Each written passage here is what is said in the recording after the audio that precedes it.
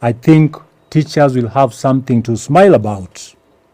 It is true that the lower cadre of teachers has been mentioned by TSC chairman. As compared to the upper cadre, the lower cadre has received a hefty increment in terms of percentages. So teachers at the lower cadre have a lot to smile about. We have removed career progression, and progressively it will end on 30th June 2026. The career progression, which has been a thorn on their flesh from 2018, which made some of our teachers to be interdicted, has been under review, and now it will not be in existence from June 30th, 2026. Teachers who exit service through dismissal shall be entitled to pension benefits.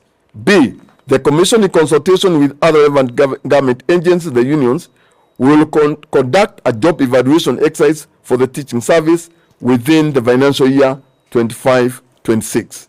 Upon conclusion of the job evaluation exercise, the Commission will review the career progression guidance in consultation with the unions. D. The Commission shall grant female lactating teachers 2 hours of 2 hours time off per day for 2 months